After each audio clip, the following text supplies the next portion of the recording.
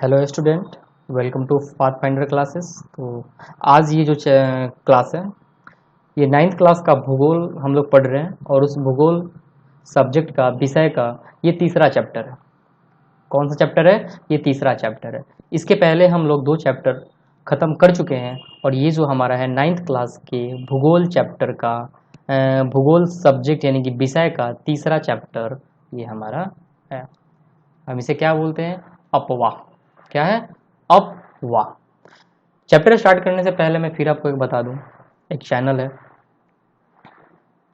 Ayan study classes. Okay, इस channel को आप सब्सक्राइब कर लीजिएगा जरूर। ओके, ये भी हमारा एक चैनल है, इस चैनल को भी आप सब्सक्राइब कर लीजिएगा। इस पे आपको ये बहुत इंपॉर्टेंट चीज़ें देखने को मिलेंगे, तो कृपया करके ज़रूर आप इस चैनल को सब्सक्राइब कर लीजिएगा। चलिए हम इस चैप्टर को स्टार्ट करते हैं। जैसे कि चैप्टर का नाम है अपवाह। क्या है? अपवाह। तो इसमें हम क्या पढ़ेंगे? इसमें बहुत सारे नदियों के बारे में, अपवाह तंत्रों के बारे में हम इसमें पढ़ेंगे, जैसे कि आप इस चैप्टर में ये देख सकते हैं। इन्हीं सबों के बारे में हमें क्या करना है? पढ़ना है। नदियों के बारे में पढ़ना है, बहुत सारे चीज़ों के बारे में पढ़ना है। ओके, तो चलिए हम इसमें स्टार्ट करते हैं और देखते हैं। यहाँ पे ये जो अपवाह शब्द है ना मेरे मित्रों, ये क्या है? अपवाह। अपवाह शब्द है क्या? पहले तो ये तो समझ लो। अगर ये समझ गए तो इस चैप्टर को पढ़ना बहुत ही आसान हो जाएगा। अपवाह क्या है? तो अपवाह शब्द जो है एक क्षेत्र के नदी तंत्र की व्याख्या करता है। क्या करता है? नदी तंत्र की व्याख्या करता है। यानी कि अपवाह जो क्षेत्र है मेरे दोस्तों, ये क्या करता है? नदी क्षेत्र की यानी कि नदी तंत्र की व्याख्या करता है। अब हम इसमें देखेंगे, यानी कि जितने भी नदियों के बारे में आप पढ़िएगा ना, वो सारे अपवाह तंत्र के अकॉर्डिंग आते हैं। ओके, तो यहाँ पे हम देख सकते हैं मेरे मित्रों कि भारत के भौतिक मानचित्र को देखिए। आपके भारत के भौतिक मानचित्र को देखना है। आपके पास 2 मानचित्र होता है हर चीज का, एक फिजिकल मैप होता है और एक होता है पॉलिटिकल मैप। आपके पास कितने मानचित्र होते हैं? 2 तरह के मानचित्र होते हैं, एक होता है फिजिकल मैप और एक होता है पॉलिटिकल मैप। ओके, अब चलिए मेरे मित्रों, अब यहाँ पे हम आगे देखेंगे क्या कि आप पाएंगे कि क्या, जब देखिएगा ना तो आप पाएंगे कि विभिन्न दिशाओं से छोटी छोटी धाराएं आकर एक साथ मिल जाती है तथा एक मुख्य नदी का निर्माण करती है। ओके, बहुत सारी धाराएं आती है और मिल जाती है और मिलकर क्या करती है कि बहुत ही बड़ी, यानी कि एक बहुत सारी छोटी छोटी धाराएं मिल जाती हैं और जब ये मिलती हैं तो एक मुख्य नदी का निर्माण कर देती हैं। हम ये देखेंगे। ओके, तो चलिए हम थोड़ा, जैसे जैसे आप चैप्टर में आगे बढ़िएगा वैसे वैसे जो आपका कंसेप्ट होगा अपवाह के बारे में, वो क्या होगा? क्लियर होता चला जाएगा। ओके, तो आप शुरू से लेकर अंत तक इस वीडियो को देखिएगा, तब जाके आपको ये चैप्टर होगा जो अच्छे से समझ में आएगा। अब देखिए यहाँ पे अंततः इनका निकास जो होता है किसी बड़े जलाशय, क्या होता है? इनका जो निकास होता है, यानी कि जहां से निकलते हैं, ये कहां से निकलते हैं? तो इनका निकास होता है बड़े जलाशय, या बड़े जलाशय का क्षेत्र का क्या हो गया? जैसे कि झील हो गया, समुद्र या महासागर में होता है। क्या होता है? इनका जो निकास होता है ये कहाँ पे? झीलों में, समुद्रों में या महासागरों में होता है। अब हम यहाँ पे देखेंगे मेरे मित्रों कि एक नदी तंत्र द्वारा जिस क्षेत्र का जल प्रवाहित होता है, क्या होता है? एक नदी तंत्र। आपको अपवाह तंत्र के बारे में पढ़ रहे हैं, अपवाह तंत्र में आपको क्या पढ़ रहे हैं? यहाँ पे नदी तंत्र। तो एक नदी तंत्र द्वारा जिस क्षेत्र का जल प्रवाहित होता है उसे एक अपवाह द्रोणी कहते हैं। क्या बोलते हैं? अपवाह द्रोणी बोलते हैं। यानी कि नदी तंत्रों के द्वारा जिस क्षेत्र का जल प्रवाहित होता है तब हम उसे अपवाह द्रोणी का नाम देते हैं। ओके मेरे मित्रों, तो चलिए यहाँ पे देखते हैं कि मानचित्र का अवलोकन करने से यह पता चलता है कि कोई, क्या कोई, अब यहाँ पे देखिए, कोई ऊंचा क्षेत्र जैसे कि पर्वत या उच्च भूमि 2 पड़ोसी अपवाह द्रोणियों को एक दूसरे से क्या करती है? अलग करती है। आप यहीं पे देखो, ये आपका एक जल का क्षेत्र यहाँ पे, दूसरा जल का क्षेत्र है यहाँ पे, और एक ये जल विभाजक हो गया, बीच में उठ गया। तो इसी को तो हम क्या बोलते हैं? यही हमारा होता है उच्च भूमि या पर्वत, जो पड़ोसी जो अपवाह होते हैं आसपास के। यहाँ पे मान के चलो राम है और यहाँ पे सीता है, और सीता और ये अलग कर दिया जाए तो ये क्या हो जाएगा? ये बीच का क्या हो गया? पर्वत उच्च भूमि ले लो एक, जिससे ये दोनों अलग हो गए। तो उसी प्रकार इधर दो पड़ोसी, ये दोनों पड़ोसी ही हुए ना, तो ये हमारी कौन है, ये पड़ोसी इधर और ये पड़ोसी जल इधर, और दोनों का ये जो उठा हुआ भाग है जल विभाजक, यहाँ पे ये क्या कर दिया, इनको अलग कर दिया। ओके मेरे मित्रों, तो चलिए अब आगे देखते हैं यहाँ पे। और इस प्रकार की जो उच्च भूमि होती है हम उसे क्या बोलते हैं, उसे हम जल विभाजक का नाम देते हैं। तो मुझे उम्मीद है कि आप इस कंसेप्ट को समझ गए होंगे। तो कृपया कर आप जब शुरू से हैं तो अंत तक इस वीडियो तक बने रहें, तब आपको मतलब समझ में आएगा। कुछ जो होते हैं आते हैं और 1 मिनट देख के वीडियो को चल देते हैं, क्या समझ में आएगा, कुछ नहीं समझ में आएगा। जब आते हो तो 1 घंटा बैठ के पहले उसको देख लो, जब देख लोगे तो अच्छे से कंसेप्ट क्या होगा, क्लियर हो जाएगा। लेकिन कुछ लोग जो है आते हैं और तुरंत क्या होते हैं कि चले जाते हैं। ओके चलो अब देखते हैं यहाँ पे। अब इसी पॉइंट में आप ये पिक्चर में मैं इस बात को बता दिया। अब यहाँ पे कुछ पॉइंट है जो आप देख सकते हैं कि विश्व की सबसे बड़ी जो अफवाह है वो क्या है, द्रोणी। कौन सी द्रोणी है, अमेजन नदी की द्रोणी है। अगर ये मेरे मित्रों अगर ये क्वेश्चन आ जाए मेरे स्टूडेंट कि जो विश्व की सबसे बड़ी अफवाह है, अफवाह द्रोणी कौन सी है, विश्व की सबसे बड़ी अफवाह द्रोणी अमेजन नदी है। कौन सी नदी है, अमेजन नदी। अब आपको कह रहा है क्या, ये आपको खोजना है कि भारत में किस नदी की अफवाह द्रोणी सबसे बड़ी है। ओके अभी आपको देखना है, चलिए चैप्टर में पढ़ते हैं। अब देखिए मेरे मित्रों, अब यहाँ पे करेंगे भारत में अफवाह तंत्र। ओके अब हम यहाँ पे देखेंगे क्या कि भारत में अफवाह तंत्र कौन कौन सी है। तो चलिए हम देखते हैं कि भारत में अफवाह तंत्र क्या क्या है। तो अब हम यहाँ पे देखेंगे क्या कि भारत के अफवाह तंत्र का नियंत्रण मुख्यतः क्या होता है, भौगोलिक आकृतियों के द्वारा होता है। क्या होता है, भौगोलिक आकृतियों के द्वारा होता है। और इस आधार पर भारतीय नदियों को 2 मुख्य वर्गों में विभाजित किया गया है, और हिमालय की नदियां तथा प्रायद्वीपीय नदियां। ओके यहाँ पे फिर से मैं आपको रिवीजन करवा दे रहा हूं कि भारत के अफवाह तंत्र का नियंत्रण मुख्यतः क्या हुआ है, भौगोलिक आकृतियों के द्वारा होता है। किसके द्वारा होता है मेरे मित्रों, भौगोलिक आकृतियों के द्वारा होता है।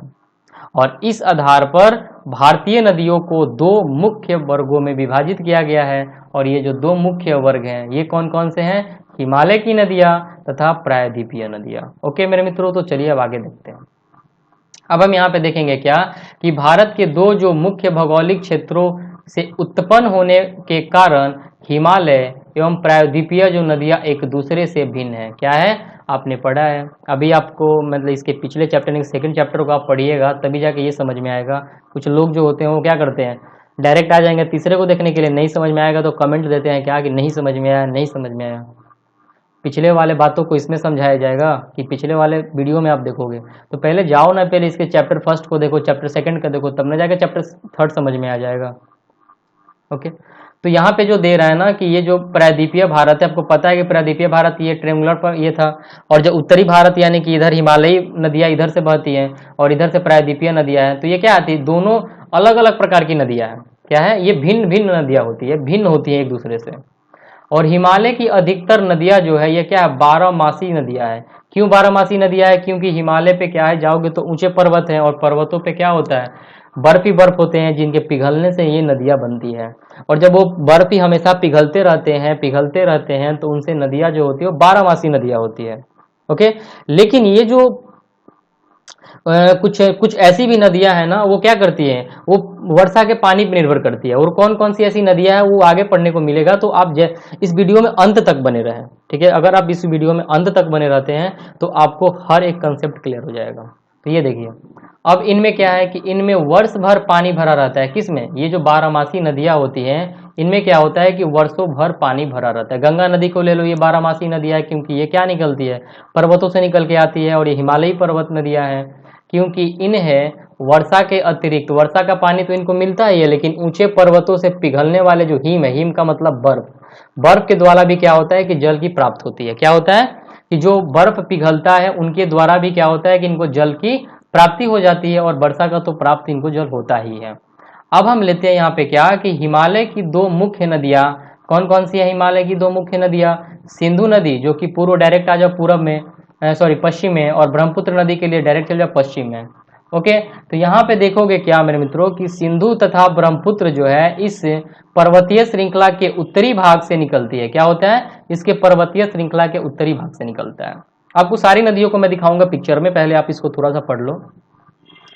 अब क्या कर रहा है कि ये जो हमारी ब्रह्मपुत्र नदी है और सिंधु नदी है ना, ये कहाँ से निकलती है? ये पर्वतीय हिमालय क्षेत्र से निकलती है। मैं आपको दिखाऊंगा कि कहाँ से निकलता है ब्रह्मपुत्र नदी। और आप सेकंड चैप्टर को देखोगे ना, यानी कि इसका जो सेकंड चैप्टर है उसको अगर आपने कंप्लीट वीडियो को देखा है ना, तो आपको ब्रह्मपुत्र नदी और सिंधु नदी के बारे में ना कम से कम 80% कंसेप्ट तो वहीं से क्लियर हो जाएगा, और जो बचा कुछ 20% है ना, आपको यहाँ से क्लियर हो जाएगा।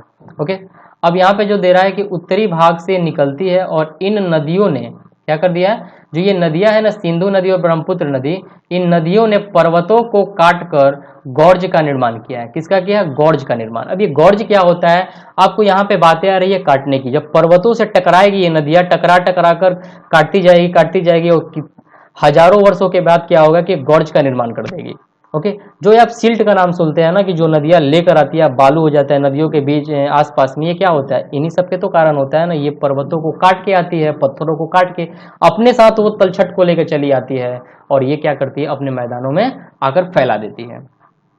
ओके, तो देखो मेरे मित्रों यहाँ पे क्या कि हिमालय की जो नदियां है अपने उत्पत्ति के स्थान से लेकर समुद्र तक के लंबे रास्ते का तय करती है। क्या करती है?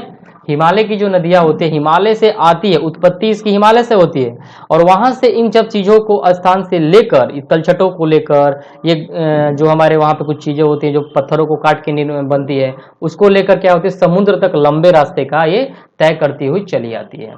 अब यहाँ पे देखो मेरे मित्रों, यहाँ पे क्या है? ये गॉर्ज है, और ये क्या कर दिया? देखो ये नदियां क्या कर दी है? काट के यहाँ पे गॉर्ज का निर्माण कर दी है, और धीरे टकरा टकरा कर काटते हुए यहाँ से गॉर्ज करके यहाँ पे निकल गई है बाहर की तरफ। देख रहे हो, बाहर की तरफ ये नदियां इस तरफ चली गई है। ओके, अब देखो यहाँ पे मैं कुछ आपको बातें बता दूं कि ये अपवाह प्रतिरूप है। जैसे आप देखो यहाँ पे ये कह रहा है कि दुर्माकुतिक अपवाह, यहाँ पे कह रहे हैं जाली नुमा अपवाह, ये आयताकार अपवाह, और ये अड़िया अपवाह है। मेरे मित्रों यहाँ पे अच्छे से देखना आप, ये मुख्य धाराएं जो आपको वाइट से दिख रहा है, और ये जो है सहायक नदियां जो आके मिल रही है। देखो मुख्य से यहाँ पे नदियां ऐसे जा रही हैं, ऐसे आ रही हैं, और ये जो सहायक इधर से मिल रही है, सब सहायक नदियां हो गई। ये अवरोध है। अवरोध का मतलब हो गया कि ये जो हमारा ये चीज दिख रहा है ना, ये क्या अवरोध, यानी कि इस तरीके से ये नदियां ऐसे जा रही है, इधर नहीं जा सकती है ना इधर जा सकती है, और इधर आ रही है, तो ये और ये मिलकर अवरोध इसका बन गया। अब यहाँ पे आते हैं आयताकार अपवाह है। देख लो ये पूरा आयताकार है, उठा हुआ भाग भी नहीं है, और इसी पे नदियां अपना जा रही है। और ये अड़िया अपवाह है, यानी कि ऊपर से ये नीचे की तरफ नदियां गिरती है, जैसे हिमालय की नदियां हो गई। ओके, जैसे कि इसमें दिया हुआ है, आप इसमें समझ लो अच्छे से तो बेटर होगा। अगर आप पढ़ ही रहे हो चैप्टर को तो अच्छे से पढ़ लो। जैसे कि दे रहा है यहाँ पे कि एक अपवाह प्रतिरूप में धाराएं एक निश्चित प्रतिरूप का निर्माण करती है। क्या करती है स्टूडेंट? क्या करती है मेरे मित्रों? कि एक अपवाह प्रतिरूप में धाराएं एक निश्चित प्रतिरूप का निर्माण करती है, जो कि उस क्षेत्र की भूमि की ढाल, जलवायु संबंधी अवस्थाओं तथा अधस्थ शैल संरचनाओं पे आधारित है। और यह जो है दुर्माकृतिक, जालीनुमा, आयतकार और अड़िया अपवाह प्रतिरूप पाया जाता है। ये आप देख सकते हैं यहाँ पे। जैसे दे रहा है क्या कि दुर्माकृतिक जो प्रतिरूप तब बनता है जब धाराएं उस स्थान के भूस्थल की ढाल से क्या कर रहे हैं? भूस्थल की ढाल के अनुसार बहती है। क्या होता है कि अगर ये जो हमारा कंडीशन जो आप देख रहे हो कि ये जो कंडीशन है कि दुर्माकृतिक कब बनती है, तो दुर्माकृतिक बनती है, इसका प्रतिरूप तब बनता है जब जो धाराएं होती है नदियों की उस भूस्थल की ढाल के अनुसार बहती है, न कि रास्ता बनाती है। ओके, और इस प्रतिरूप की मुख्य धारा तथा उसकी सहायक नदियां इस वृक्ष के शाखाओं की भांति प्रतीत होती है। आप देखो यहाँ पे याद ही है, वृक्ष की शाखाओं के द्वारा ये क्या हो रहा है? देख रहे हो, ये वृक्ष हो गया, मान के चलो इधर शाखाएं निकल गई, इसके द्वारा प्रतीत होती है। जबकि सहायक नदियां जो होती है मुख्य नदी से समकोण पर मिलती है। समकोण का मतलब डायरेक्ट आके मिल जाती है, ये हो गया 90 डिग्री का एंगल बना के समकोण पे मिल जाती है, तब जालीनुमा प्रतिरूप का निर्माण करती है। क्या करती है? जालीनुमा प्रतिरूप का निर्माण करती है, और जालीनुमा प्रतिरूप वहां विकसित करता है जहां कठोर और मुलायम चट्टानें समानांतर पाई जाती हैं। अब हम देखेंगे यहाँ पे मेरे मित्रों की आयताकार अपवाह जो है प्रतिरूप प्रबल संघित शैल भूभाग पर विकसित करता है, और अड़िया प्रतिरूप तब विकसित होता है जब केंद्रीय शिखर या गुंबद जैसी संरचनाएं धाराएं विभिन्न धाराओं में प्रवाह होती है। ओके मेरे मित्रों, तो आप देख सकते हैं यहाँ पे भी विभिन्न प्रकार के अपवाह प्रतिरूप का संयोजन एक ही अपवाह द्रोणी में पाया जाता है। चलिए अब आगे बढ़ते हैं और देखते हैं यहाँ पर। आप ये देखो, अब हम यहाँ पे देखेंगे क्या कि जो अन्य निक्षेप है ना, जो कि आकृतियों का निर्माण करती हैं, ये पूर्ण विकसित डेल्टाओं का भी निर्माण करती है। अब चित्र पॉइंट 3.3 में आप देखो, यही 3.3 अब इसमें क्या हो रहा है, आप देखो, अधिकतर जो प्रायद्वीपीय नदियां हैं वो मौसमी होती है। क्या होती है? मौसमी होती है, क्योंकि इनका प्रवाह वर्षा पर निर्भर करता है। किस पे? वर्षा पर निर्भर करता है। और शुष्क मौसम में बड़ी नदियों का जल भी घटकर छोटी छोटी धाराओं में बहने लगता है और हिमालय की नदियों का तुलना में प्रायद्वीपीय नदियों की लंबाई कम और छिछली, फिर भी इनकी कुछ केंद्रीय उच्च भूमि से निकलती है तथा क्या करती है, वो पश्चिम की तरफ बहती है।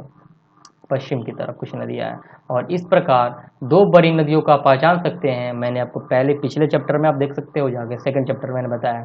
प्रायद्वीपीय भारत की अधिकतर नदियां पश्चिमी घाट से निकलती है तथा बंगाल की खाड़ी में गिरती है, लेकिन दो ऐसी नदियां हैं जो पश्चिम की तरफ बहती है। और वो कौन कौन सी नदियां हैं? वो नदियां हैं हमारी नर्मदा और ताप्ती। आप यहाँ पे देख सकते हो, ये नदी की विभिन्न धाराएं, ये देखो आ रही हैं। ये जो आएगी यहाँ पे ऐसे यू आकार का बन रहा है, इसको हम विसर्प बोलते हैं, सांप की तरह, यानी कि सर्प की तरह ये घूम रहा है, विसर्प। ये मध्य भाग यहाँ पे गोखुर झिली ऐसे अगर बन गया ना पानी से हट के ऐसे, तो गोखुर झिली ऐसे इसको बोलते हैं। ये निचला भाग है। और ये जो डेल्टा बना रही है नदियाँ के यहाँ पे, ये जो डेल्टा ऐसे प्रकार का डेल्टा बनता है।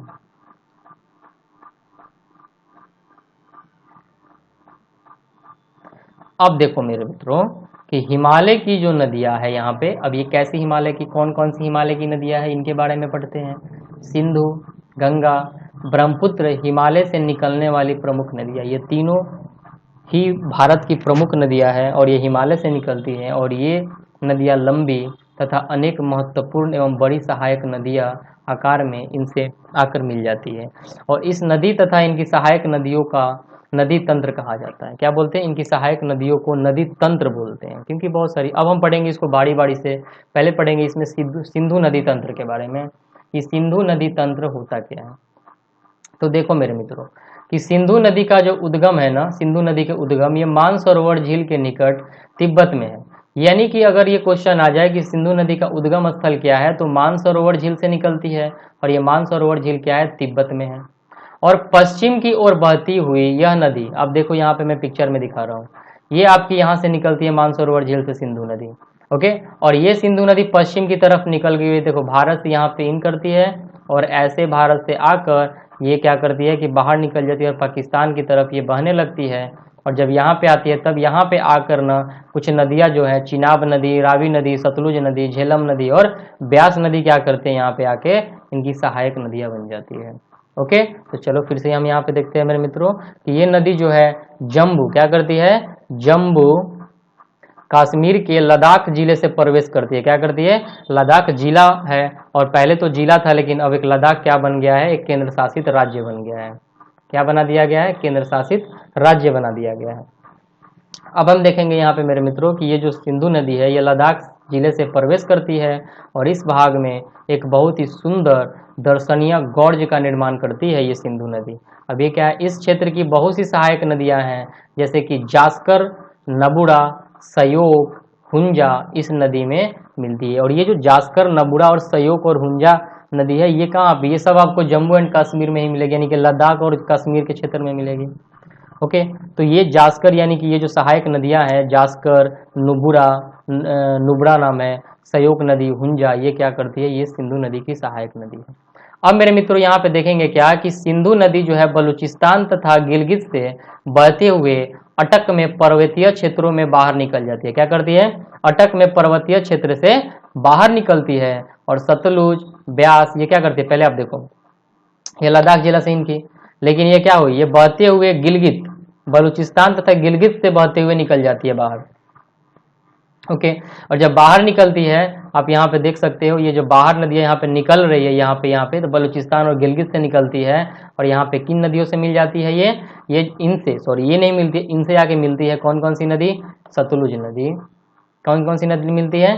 सतलुज नदी मिलती है, ब्यास नदी, रावी नदी, चेनाब नदी तथा झेलम आपस में मिलकर पाकिस्तान में क्या बोलती है, पाकिस्तान में ये मिठानकोट के पास सिंधु नदी से मिल जाती है। क्या ये जो नदियां हैं ना, सतलुज नदी, ब्यास नदी, रावी नदी, चेनाब नदी तथा झेलम, ये आपस में मिलकर ये पाकिस्तान में जाकर मिठानकोट से मिलती है। आप देखो पहले ये आपस में मिल रही है, आप यहाँ पे देखो, आप देख सकते हो कि पहले ये क्या कर रही है कि आपस में जाके खुद से मिल रही है। ये देखो ये सारी नदियां है, झेलम नदी, ये चिनाब नदी यहाँ से निकली है, रावी नदी, सतलुज नदी निकली, और ये नदियां जाकर पहले आपस में मिल जा रही है यहाँ पे देखो, और ये जाके यहाँ पे न मिल रही है सिंधु नदी से, और ये सिंधु नदी क्या है, मिठानकोट है, क्या है, मिठानकोट। अगर ये क्वेश्चन आ जाए कहाँ पे जाके ये सारी नदियां मिलती है पाकिस्तान में, तो मिठानकोट में। कहाँ पे मिलती है, ये नदियां जाके मिल जाती है मिठानकोट में, जाके आपस में मिल जाती है। तो चलिए अब हम आगे बढ़ते हैं और देखते हैं यहाँ पे। तो यहाँ पे देख सकते हैं आपको ये पाकिस्तान के मिठानकोट में मिल रही है, जिसके बाद यह नदी दक्षिण की तरफ बहती है। अब देख ही रहे हो कि ये नदियाँ क्या हो रही है, मिलने के बाद ये दक्षिण की तरफ बहती जा रही है, यहाँ पे देख रहे हो। और यहाँ पे जब बहती हुई जाती है तो यह क्या हो रहा है यहाँ पे कि तथा अंत में कराची से पूर्व की ओर अरब सागर में मिल जाती है, और लास्ट में जाके क्या होती है कि कराची से ये पूर्व में घूम जाती है और जाके अंततः ये अरब सागर में विलुप्त हो जाती है। आप देखो यहाँ पे ये अरब सागर हो गया, यहाँ से विलुप्त हो जा रही है इसमें आके अंदर। ओके, तो आपने सिंधु नदी के बारे में अच्छे से कंसेप्ट पढ़ लिया कि कहाँ से निकलती है, कहाँ भारत में इन करती है, फिर कहाँ से निकल जाती है पाकिस्तान के मिठानकोट में आके ये सारी नदियाँ, 5 नदियों का संगम हो जाता है वहाँ पे, आपने ये पढ़ा। अब मेरे मित्रों यहाँ पे देखोगे क्या कि सिंधु नदी के मैदान का ढाल बहुत ही धीमा है। सिंधु नदी का जो ढाल है ये क्या है, ये बहुत ही धीमा है बहने में, और सिंधु द्रोणी का 1/3 से कुछ अधिक भाग भारत के जम्मू कश्मीर, हिमाचल तथा पंजाब में तथा शेष भाग पाकिस्तान में। ओके, 1/3 से कुछ अधिक, 1/3 से, यानी कि भारत में क्या होता है कि 1/3 से कुछ अधिक पानी इसको मिलता है सिंधु नदी का, और फिर जाके पाकिस्तान को शेष हिस्सा मिल जाता है, यानी कि भारत में बहुत ही कम पानी मिलता है सिंधु नदी का। अब देखो मेरे मित्रों, 2900 किलोमीटर ना लंबी सिंधु नदी जो है विश्व की लंबी नदियों में से एक है, यानी कि सिंधु नदी जो है, सिंधु नदी की लंबाई है 2900 किलोमीटर, 2900 किलोमीटर, और ये जो सिंधु नदी की लंबाई है ये क्या है, ये विश्व की लंबी नदियों में से एक है। ओके, अब यहाँ पे देखोगे क्या मेरे मित्रों कि सिंधु जल जो है ना, सिंधु, अब यहाँ पे मेन पॉइंट है, आप इसको देखना पड़ेगा। सिंधु जल समझौता जो है ये संधि के अनुच्छेदों 1960 के अनुसार भारत इस नदी के प्रक्रम के संपूर्ण जल का केवल 20% जल उपयोग कर सकता है।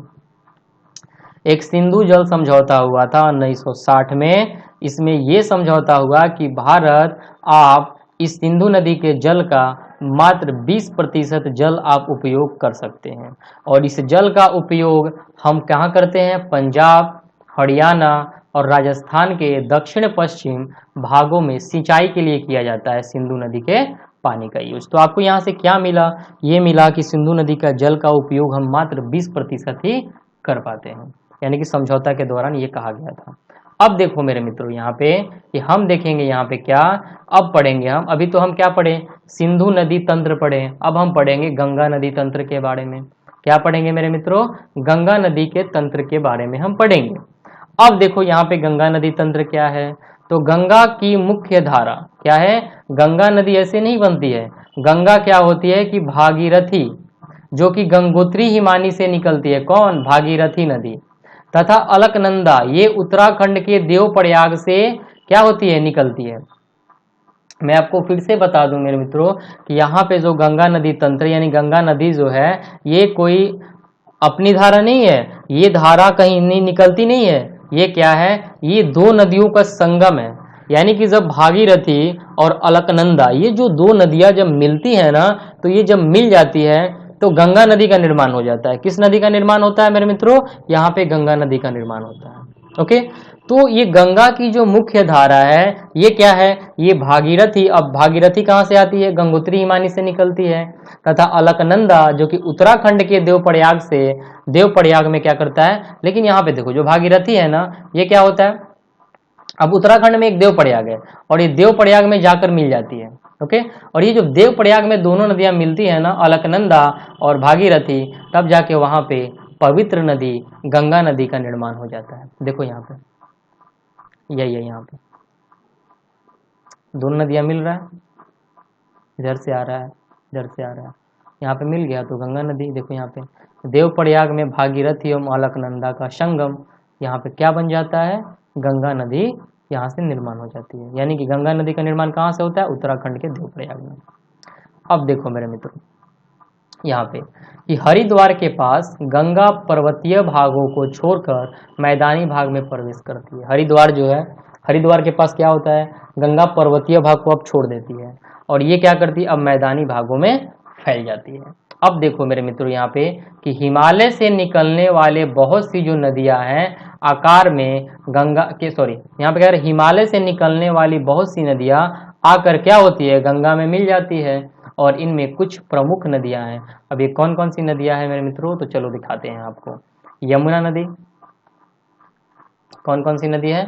यमुना नदी, घाघरा नदी, गंडक नदी, कोसी नदी। आपको पता होगा ये जो घाघरा नदी, गंडक नदी और कोसी नदी है कहाँ से आती है? नेपाल से निकलती है। और आपको पता होगा कि बिहार का शोक किसको बोलते हैं? कोसी नदी को बोलते हैं।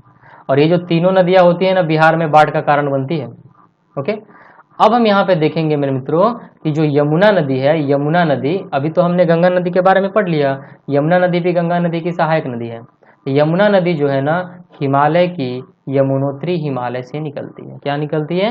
यमुनोत्री हिमालय से निकलती है और यह गंगा के दाहिने किनारे के समानांतर बहती है। कहाँ बहती है?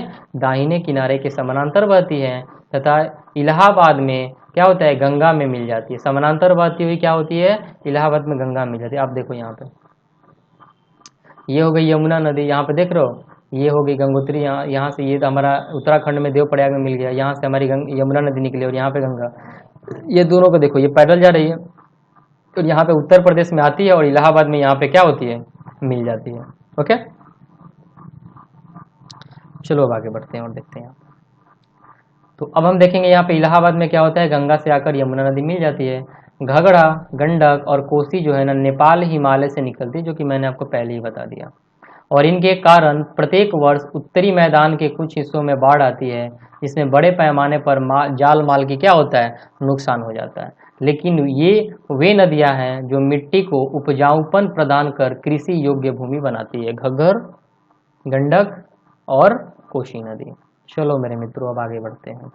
अब देखो यहाँ पे कि जो प्रायद्वीपीय उच्च भूमि है, प्रायद्वीपीय उच्च भूमि से आने वाली जो मुख्य सहायक नदियां हैं, जैसे कि चंबल, बेतवा और सोन नदी, ये प्रायद्वीपीय उच्च भूमि से आती है। ये क्या होता है कि अर्ध शुष्क क्षेत्रों से निकलती है और इसकी लंबाई कम तथा इसमें पानी का मात्रा जो होता है वो भी कम होती है। अब ज्ञात कीजिए कि नदियाँ कैसे तथा गंगा में कहाँ मिलती है।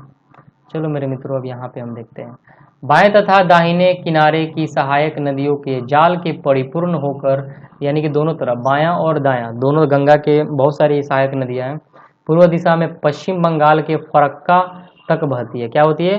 फरक्का तक बहती है गंगा नदी। ओके, ये कहाँ तक बहती है? ये फरक्का तक बहती है। फरक्का बांध आपको सुना होगा, पश्चिम बंगाल में है। और यह गंगा डेल्टा का सबसे उत्तरी बिंदु है। गंगा डेल्टा क्या है? सबसे उत्तरी भूमि है। और ये नदी दो भागों में बढ़ जाती है। भागीरथी हुगली जो किसी एक वितरिका है और दक्षिण की तरफ बहती है। जो भागीरथी है ये क्या करती है? हुगली में घुस जाती है तथा डेल्टा के मैदान से होते हुए बंगाल की खाड़ी में मिल जाती है। कौन? ये हुगली। भागीरथी जो है ना, ये भागीरथी नदी क्या होती है? ये हुगली बन के भागीरथी हुगली जो है दक्षिण की तरफ बहती है और डेल्टा बनाते हुए कहाँ? जो बंगाल की खाड़ी में गिर जाती है। मुख्य धारा जो होता है ना गंगा नदी का, ये दक्षिण की ओर बहती हुई क्या होता है? बांग्लादेश में प्रवेश करता है, क्योंकि उसमें तीन नदियों का संगम है ना। ओके, तो यहाँ पे जो होता है भागीरथी, अब यहाँ पे जो मुख्य धारा है गंगा का वो क्या होता है? बांग्लादेश में प्रवेश करता है एवं ब्रह्मपुत्र नदी इससे आकर मिल जाती है वहाँ पे। और अंतिम चरण में गंगा और ब्रह्मपुत्र जो होते हैं समुद्र में विलीन होने से पहले मेघना के नाम से जाने जाते हैं। किस नाम से? मेघना के नाम से। ये जो गंगा है, मैं आपको पहले बता दूं, मैं पहले चैप्टर में मैं आपको बता चुका हूँ, गंगा को हम लोग पद्मा के नाम से जानते हैं और ब्रह्मपुत्र को हम लोग जमुना के नाम से जानते हैं। मैं आपको बता दे रहा हूँ ऐसे। गंगा एवं ब्रह्मपुत्र जल जो है ना, जल वाली बृहद नदी बंगाल की खाड़ी में मिल जाती है और इन नदियों के द्वारा बनाया गया डेल्टा सुंदरवन डेल्टा के नाम से जानते हैं। ओके, अब बात थोड़ा सा पिक्चर में। यहाँ पे देखो, यहाँ पे ये जो नदियाँ है ना, गंगा जैसे इन करती है तो पद्मा यहाँ नाम पड़ता है और ब्रह्मपुत्र नदी का यहाँ पे क्या पड़ता है? जमुना नाम पड़ता है। मैं लिख दे रहा हूँ वैसे, यहाँ पे क्या पड़ता है? ये आ जाएगा तो पद्मा, और ये जो नाम पड़ेगा जैसे इन करेगा तो जमुना। यमुना नहीं, जमुना। और जब ये प्रवेश करता है ना मेरे मित्रों, तो यहाँ पे ये आता है आगे की तरफ और ये दोनों इधर बहता है और यहाँ पे आके पद्मा के नाम से मिल जाता है। किस नाम से मिलता है? पद्मा के नाम से क्या होता है कि यहाँ पे इसका मिलन हो जाता है। और जब ये पद्मा के नाम से मिलन हो जाता है तो यहाँ पे ये क्या होता है कि धीरे धीरे आगे बढ़ते बढ़ते ये क्या होता है कि बंगाल की खाड़ी में आकर यहाँ पे डेल्टा बनाता है और डेल्टा बनाते हुए अंदर की तरफ समाहित हो जाता है। ओके, तो यहाँ पे आपने क्या पढ़ा कि जो गंगा नदी का मुख्य धारा था वो बांग्लादेश में इन किया, किस नाम से? पद्मा के नाम से। और यहाँ से जो ब्रह्मपुत्र नदी है वो किस नाम से इन किया? जमुना के नाम से। और जब दोनों नदियाँ जब बांग्लादेश में जाके मिलती है तो वहाँ पे क्या बनता है? मेघना के नाम से ये उत्पन्न होती है। और ये मेघना नदी है आगे बढ़ते हुए दक्षिण की तरफ ये क्या होती है कि डेल्टा बनाती है और डेल्टा बनाते हुए ये बंगाल की खाड़ी में समाहित हो जाती है। ओके, अब चलिए हम आगे देखते हैं। अब हम इसमें देखेंगे क्या, अब इसमें जो दे रहा है कि सुंदरवन डेल्टा का नाम वहां पाए जाने वाले सुंदर पादपों से लिया गया। अभी भी इसमें क्या है कि सुंदरवन जो डेल्टा है वो विश्व का क्या है कि सबसे बड़ा एवं तेजी से वृद्धि करने वाला डेल्टा है। यानी कि जो सुंदरवन डेल्टा ये क्या है? विश्व का सबसे बड़ा डेल्टा है और तेजी से यहाँ पे जो पेड़ पौधे होते हैं बहुत ही ज्यादा तेजी से वृद्धि करते हैं। ओके, अब हम इसमें देखेंगे क्या, अभी हम पढ़े थे कि जो ब्रह्मपुत्र नदी है, सॉरी सिंधु नदी है, उसकी लंबाई कितनी थी? 2900 किलोमीटर थी। लेकिन अब यहाँ पे क्या है, यहाँ पे आप देखिएगा कि गंगा नदी, अब ये गंगा नदी की लंबाई कितनी है? तो आपने देखा यहाँ पे कि गंगा नदी की जो लंबाई है वो है 2500 किलोमीटर, यानी कि 2500 किलोमीटर से अधिक है। कितना है? 2500 किलोमीटर से अधिक है। अब आप जैसे कि चित्र में आपको पहले आप दिख सकते हैं, यहाँ पे 3.4 जैसे दे रहा है, यहाँ पे आ जाओ और यहाँ पे देखो ये गंगा नदी है, कहाँ से निकलती है आप देख ही रहे हैं कि भागीरथी और अलकनंदा आके कहाँ मिल रही है? देवप्रयाग उत्तराखंड में मिल रही है। और उत्तराखंड से होते हुए ये इतनी लंबाई बांग्लादेश में इन कर रही है, तो इसकी कितनी है? 2500 किलोमीटर इसकी लंबाई पड़ती है। ओके, अब यहाँ पे हम देखेंगे क्या कि गंगा नदी के अपवाह तंत्र को पहचान सकते हैं आप वहाँ पे देखकर। अंबाला नगर, आपने सुना होगा अंबाला के बारे में। अंबाला नगर जो है सिंधु तथा गंगा नदी तंत्रों के बीच जल विभाजक पर स्थित है। अभी आपको मैंने शुरुआत में जल विभाजक क्या होता है मैंने आपको पढ़ा दिया है। तो अंबाला जो नगर है ना, ये सिंधु नदी के जो पानी है और गंगा नदी का जो पानी है, इनका जल विभाजक के नाम से हम उसको जानते हैं। अब हम देखेंगे क्या यहाँ पे कि अंबाला से सुंदरवन तक मैदान की लंबाई कितनी है? लगभग 1800 किलोमीटर है। कितनी है? लगभग 1800 किलोमीटर है। किसकी लंबाई? गंगा नदी की लंबाई। ओके, तो यहाँ पे आपने क्या देखा कि जो लंबाई है यहाँ पे लगभग कितनी है? लगभग है 1800 किलोमीटर, परंतु इसके ढाल में गिरावट मुश्किल से कितना है? 300 मीटर के आसपास है। ओके, अब आप इसमें क्या देखिएगा कि अगर हम इसे बोलें कि यहाँ पे जो पानी है यानी कि प्रति 6 किलोमीटर की दूरी पर एक ढलाव यहाँ पे क्या होता है कि बन जाता है। ओके, और यहाँ पे क्या होता है कि नदियाँ जो है अनेक बड़े बड़े विसर्प बनाती है। विसर्प का मतलब सर्प के आकार का, जैसे कि मैंने आपको चैप्टर स्टार्ट ही हो रहा था तो वहाँ पे पिक्चर पे मैंने आपको विसर्प के बारे में अच्छे तरीके से समझा दिया था। ओके, अब हम चलते हैं आगे ब्रह्मपुत्र नदी तंत्र के बारे में देखते हैं कि ब्रह्मपुत्र नदी तंत्र होता क्या है। 3 नदियाँ थी हमारी महत्वपूर्ण नदियाँ और ये लास्ट हमारी महत्वपूर्ण नदियाँ है, इसके बारे में हम पढ़ते हैं। क्या दे रहा है कि ब्रह्मपुत्र नदी जो है ये तिब्बत की मानसरोवर झील से निकलती है। सारी नदियों के बारे में आपको ये कहाँ से निकलती है, किस खाड़ी में जाके गिरती है, इनकी सहायक नदियाँ क्या होती है, इन सब के बारे में आपको एग्जामिनेशन में बहुत ही ज्यादा पूछा जाता है। तो आप देखिए कि यहाँ पे कि जो ब्रह्मपुत्र नदी है ये तिब्बत की मानसरोवर झील से पूर्व तथा सिंधु एवं सतलुज के स्रोत के काफी नजदीक से निकलती है। क्या होती है? काफी नजदीक से निकलती है, सिंधु और सतलुज के स्रोत से। कौन सी? ब्रह्मपुत्र नदियाँ। आप चलो यहाँ पे देखो पिक्चर में फिर आ जाओ, ये देखो ये जो ब्रह्मपुत्र नदी है यहीं से तो निकलती है, सतलुज नदी भी यहीं से निकलती है मानसरोवर झील के पास से। तो ये दोनों का जो निकलने का जो यहाँ पे होता है ना, ये क्या होता है? बहुत ही पास से ये गुजरती है। ओके, तो मैंने आपको पहले ही बता दिया था कि ब्रह्मपुत्र नदी के बारे में फिर से मैं आपको बता दे रहा हूँ कि वैसे ये तिब्बत के मानसरोवर झील से निकलती है, लेकिन ये तिब्बत में अलग नाम से जानी जाती है। जब ये भारत में इन करती है तब इसको अलग नाम से जानते हैं, लेकिन भारत के 2 राज्यों से गुजरती है। पहले तो अरुणाचल प्रदेश में इन करती है नमचा बरवा से, जब ये नमचा बरवा से इन करती है उसके बाद ये असम में इन करती है, असम के दिहांग में जाती है। लेकिन एक बात यहाँ पे आप देखो, यहाँ पे नमचा बरवा से इन करती है, लेकिन ये तिब्बत में इसका नाम क्या होता है? तो इसका नाम तिब्बत में होता है सांगपो नदी। क्या नाम होता है? सांगपो नदी।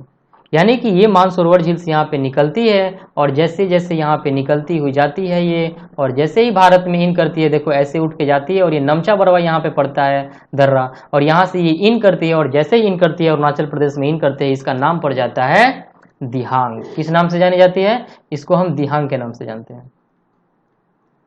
इसको हम किस नाम से जानते हैं? हम इसको दिहांग के नाम से जानते हैं। और जैसे ये नदी असम में घुसती है, असम में इन करती है, तो असम में इसका नाम क्या पड़ जाता है?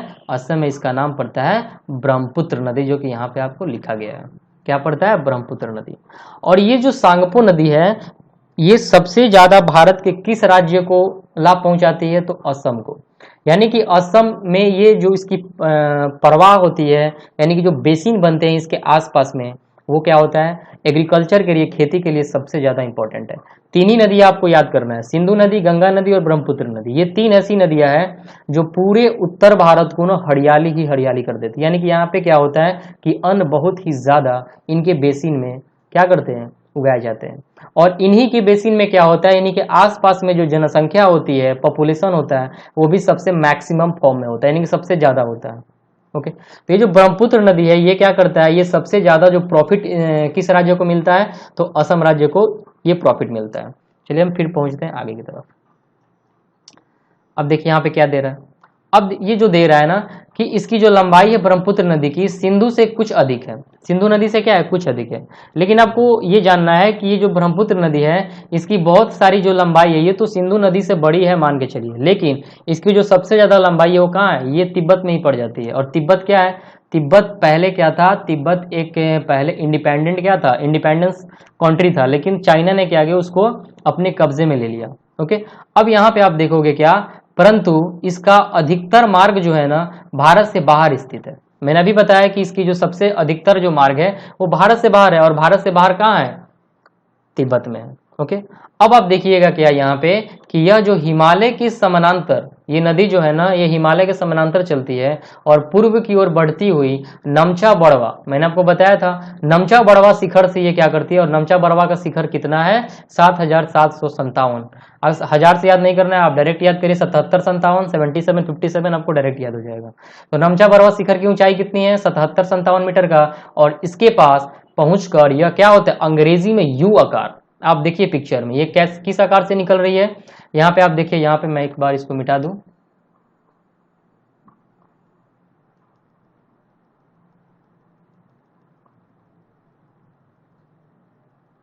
देखिए यहाँ पे ये क्या है? यहाँ पे जैसे ही जा रही है पूर्व की तरफ बढ़ रही है, और यहाँ पे देखिए ये नमचा बरवा के पास जाने के बाद क्या हो रहा है? ये यू आकार की हो जा रही है। देखिए ये क्या हो रहा है? यू आकार की हो जा रही है, और अरुणाचल प्रदेश में क्या कर रहा है? इन कर रहा है।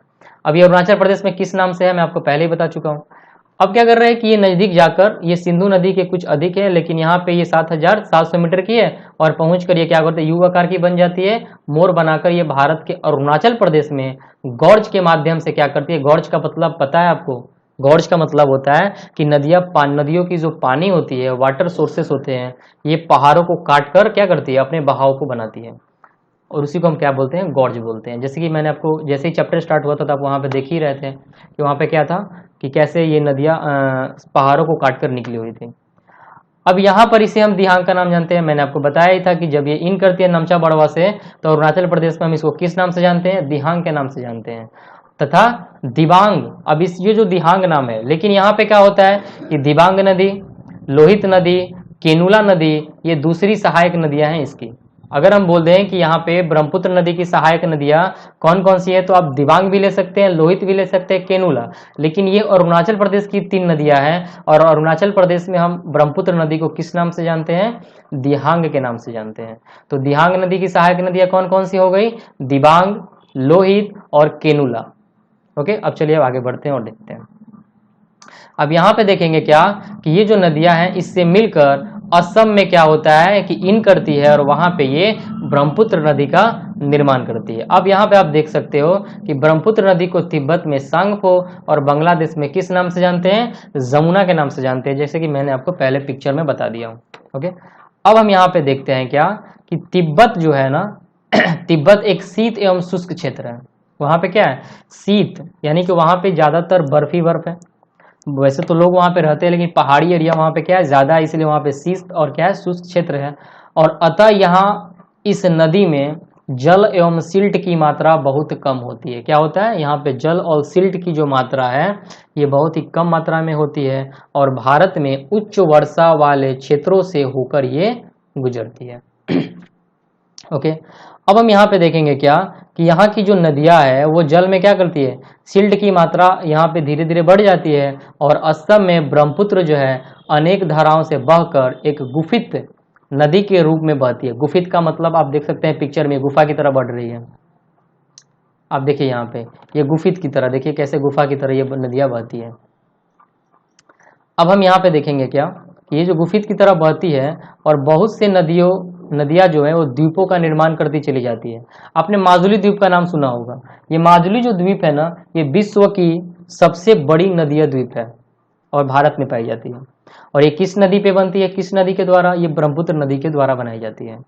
अब आप याद देखिएगा कि ब्रह्मपुत्र के द्वारा बनाए गए विश्व की, अब देखिए यहाँ पे पहले ही लाइन दूसरे लाइन में दिया हुआ है कि ब्रह्मपुत्र के द्वारा बनाए गए सबसे बड़े नदियों जो द्वीप का नाम क्या है, तो वो है माजुली। क्योंकि यहाँ पे ये पूछ रहा है कि आप नाम याद करके बताओ, तो वो कौन सी नदी है, वो माजुली नदी है, माजुली द्वीप है। द्वीप पूछ रहा है ना यहाँ पे, तो वो कौन सी द्वीप है, माजुली द्वीप है। अब यहाँ पे देखिए ये जो दे रहा है कि प्रत्येक वर्ष वर्षा ऋतु में यह नदी अपने किनारों पर क्या करती है, किनारों से ऊपर बहने लगती है। आपने सुना होगा कि असम में बाढ़ आता है, अक्सर बाढ़ आते रहता है हर साल, बिहार में भी बाढ़ आते रहता है। तो बिहार में क्या बोलते हैं, कोसी नदी को हम क्या बोलते हैं, बिहार का शोक बोलते हैं। और यहाँ पे क्या होता है कि जो ब्रह्मपुत्र नदी है असम में ब्रह्मपुत्र नदी तबाही मचाती है, और यहाँ पे बहुत सारे क्षेत्रों में क्या करता है, बाढ़ की पानी को फैला देती है। अब हम यहाँ पे देखेंगे क्या कि बाढ़ के द्वारा असम तथा बांग्लादेश में बहुत अधिक क्षति पहुंचती है इसी नदी के द्वारा। उत्तर भारत में क्या होता है, उत्तर भारत की जो अन्य नदियां हैं वो क्या करती है, विपरीत ब्रह्मपुत्र नदी से सिल्ट निक्षेप की मात्रा बहुत अधिक होता है। यानी कि सिल्ट निक्षेप जो है ना ये ब्रह्मपुत्र नदी में बहुत ही कम पाया जाता है, लेकिन इसकी जो अन्य सहायक नदियां हैं जैसे कि अभी पढ़ा था दिबांग, लोहित, केनुला, ये सब क्या है, इसकी सहायक नदियां है। और इसमें वो क्या होता है कि सबसे ज्यादा सिल्ट की मात्रा इन नदियों में होता है, यानी कि इसकी सहायक नदियों में सिल्ट की मात्रा अधिक होती है। अब क्या होता है कि इसके कारण नदी की सतह बढ़ जाती है और यह बार बार अपनी धारा के मार्ग में क्या होता है, परिवर्तन करने लगता है। आपने यहाँ पे 3 नदियों के बारे में पढ़ लिया। अब हम पढ़ेंगे लास्ट जो है हमारा यहाँ पे प्रायद्वीपीय नदी। अब प्रायद्वीपीय नदी क्या है, भारत का जो दक्षिण वाला भाग त्रिकोण पाया जाता है, इसी को तो हम बोलते हैं प्रायद्वीपीय पठार बोलते हैं, प्रायद्वीपीय भारत बोलते हैं यहाँ पे। अब हम देखेंगे क्या कि प्रायद्वीपीय भारत में ये जो नदियां है प्रायद्वीपीय भारत की कौन कौन सी नदियां हैं। तो प्रायद्वीपीय भारत में मुख्य जल विभाजक का काम करता है। ये क्या करता है, प्रायद्वीपीय जो भारत है ये मुख्य जल विभाजक का काम करता है। कैसे काम करता है, आप देख सकते हो कि एक साइड में अरब सागर आता है और एक साइड में क्या होता है, बंगाल की खाड़ी आती है, और तीसरा यानी कि नीचे जो होता है वो हिंद महासागर होता है। तो ये बीच में ही पड़ जाता है ना प्रायद्वीपीय भारत, और ये क्या करता है, ये जल विभाजक का काम करता है। अब यहाँ पे देखेंगे क्या कि पश्चिम घाट के द्वारा ये जो आप ये प्रायद्वीपीय भारत की ये जो इधर का एरिया होता है ये क्या होता है, ये पश्चिमी घाट होता है, और इधर का एरिया क्या होता है, पश्चिमी घाट होता है, और इधर का एरिया क्या बोलते हैं, हम इसे पूर्वी घाट बोलते हैं। ठीक है, अब यहाँ पे आप देखिएगा क्या कि जो पश्चिमी तट के निकट उत्तर से दक्षिण की ओर स्थित है। ओके, और प्रायद्वीपीय भाग की जो अधिकतर मुख्य नदियां हैं, अब कौन कौन सी नदियां हैं, ऐसे आपने बहुत सारे एग्जाम में पूछ चुका है। प्रायद्वीपीय भारत की सबसे लंबी नदी कौन सी है, तो आपने पढ़ा है गोदावरी नदी। बूढ़ी नदी के बारे में बोलता है, बूढ़ी गंगा के बारे में बोलता है, कौन सी नदी, तो गोदावरी नदी को ही बोलते हैं। तो कुछ ऐसी प्रायद्वीपीय भाग की नदियां और कौन कौन सी है, महानदी, गोदावरी नदी, कृष्णा नदी, कावेरी, ये क्या होता है, ये पूर्व की तरफ बहती है। ये प्रायद्वीपीय नदियां है जो किधर बहती है, ये पूर्व की तरफ बहती है तथा बंगाल की खाड़ी में क्या होती है, गिरती है। और ये नदियां अपने मुहाने पर डेल्टा का निर्माण करती है। किसका निर्माण करती है, अपने मुहाने पर डेल्टा का निर्माण करती है। ये जितनी भी नदियां हैं ना प्रायद्वीपीय भारत की जो पूर्व की तरफ बहती है और बंगाल की खाड़ी में जाके गिर जाती है, तो ये अपने मुहाने पे जहाँ पे ये गिरती है वहां पे डेल्टा का निर्माण करती है। और पश्चिमी घाट से पश्चिम में बहने वाले अनेक छोटी धाराएं हैं जिसमें नर्मदा है, ताप्ती है, ये 2 ऐसी बड़ी नदियां हैं। बहुत देखिए पश्चिमी घाट की तरफ तो बहुत सारी ऐसी धाराएं बहती है लेकिन दो ऐसी नदियां जो है वो पश्चिम की तरफ है और बड़ी नदियां हैं। कौन कौन सी है? नर्मदा नदी और ताप्ती नदी। ओके, तो ये जो नर्मदा नदी है ये भी क्या होता है, ये पश्चिम की तरफ बहती है और कहाँ पे गिरती है जाके, ये अरब सागर में गिरती है। और जो भी नदियां अरब सागर में गिरती है ना, तो वहां पे डेल्टा का निर्माण नहीं होता है। डेल्टा का निर्माण क्यों नहीं होता है? क्योंकि वहां पे इसके मुहाने पे क्या होता है, ये खड़ी गिरती है। खड़ी का मतलब हो गया कि बहुत ही हाइट से इसको क्या होता है कि अरब सागर में गिरना पड़ता है। और जब ये हाइट से गिरती है तो अपने मुहाने पे जो तलछट होते हैं, जो सिल्ट होते हैं, उसको जमा नहीं कर पाती है, वो डायरेक्ट उसको बहाव के द्वारा लेकर अरब सागर में आकर गिर जाती है, जिसके कारण वहां पे क्या होता है कि डेल्टा का निर्माण नहीं कर पाती है। तो चलिए फिर हम आगे बढ़ते हैं और देखते हैं यहाँ पे। तो जो आपने क्या पढ़ा कि नर्मदा और ताप्ती जो दो नदियां हैं, ये बड़ी नदियां हैं पश्चिम की तरफ बहने वाली, जो कि पश्चिम की तरफ बहती है और ज्वार मुक्त का निर्माण करती है। क्या होता है? ज्वारण मुक्त का निर्माण करती है। ये डेल्टा का निर्माण नहीं करके ज्वारण मुक्त का निर्माण करती है। और प्रायद्वीपीय नदियों की अपवाह जो है द्रोणी आकार की अपेक्षाकृत क्या होती है, छोटी होती है। अब हम यहाँ पे देखेंगे नर्मदा नदी के बारे में पढ़ेंगे, कहाँ से निकलती है। तो नर्मदा नदी का जो उद्गम है ना, ये मध्य प्रदेश के अमरकंटक पहाड़ी से होता है। कहाँ से होता है? अमरकंटक की पहाड़ी कहाँ पे है? मध्य प्रदेश में। और ये मध्य प्रदेश से निकलती है नर्मदा नदी, और ये पश्चिम की ओर एक भ्रंश घाटी में बहती है और समुद्र तक पहुंचने के क्रम में यह नदी बहुत ही दर्शनीय स्थलों का निर्माण करती है। अब इसमें कौन कौन सा है? जबलपुर के निकट एक संगमरमर के सैल में यह नदी के गहरे गॉर्ज से बहती है। ओके, और यहाँ पे क्या है, ये जब गिरती है तो वहां धुआंधार प्रपात का निर्माण करती है। क्वेश्चन आता है कि धुआंधार प्रपात जो है ये किस नदी पर बना हुआ है, तो ये है नर्मदा नदी के द्वारा बना हुआ है। नर्मदा नदी की सभी सहायक नदियां बहुत छोटी है। जो भी नदी है ना, इसकी नर्मदा नदी के बहुत छोटी छोटी नदियां हैं। इनमें से बहुत सारे जो है इसको समकोण के द्वारा, यानी कि 90 डिग्री का एंगल बनाकर वो क्या करती है, इसके द्वारा मिल जाती है। नर्मदा जो है वो द्रोणी मध्य प्रदेश गुजरात के कुछ भागों में विस्तृत है। यानी कि अगर मैं बोलूं कि नर्मदा नदी से कौन सा स्टेट लाभ पहुंचाता है, अपने आप को प्रॉफिट लेता है, तो वो है मध्य प्रदेश और गुजरात। ओके, अब पढ़िएगा नेक्स्ट लास्ट आपका ताप्ती द्रोणी है, जो कि पश्चिम की तरफ बहने वाली नदियां है। ये कौन सी है? अब देखेंगे यहाँ कि ताप्ती का जो उद्गम है ये मध्य प्रदेश से बेतुला जिले से सतपुरा की श्रृंखलाओं में है। ताप्ती का उद्गम, ताप्ती नदी कहाँ से निकलती है? ये मध्य प्रदेश से निकलती है। और कहाँ पे? बेतुला जिले से। मध्य प्रदेश में एक बेतुला जिले है, वो भी नर्मदा नदी कहाँ से निकली थी? मध्य प्रदेश से ही निकली हुई थी, मध्य प्रदेश का अमरकंटक से।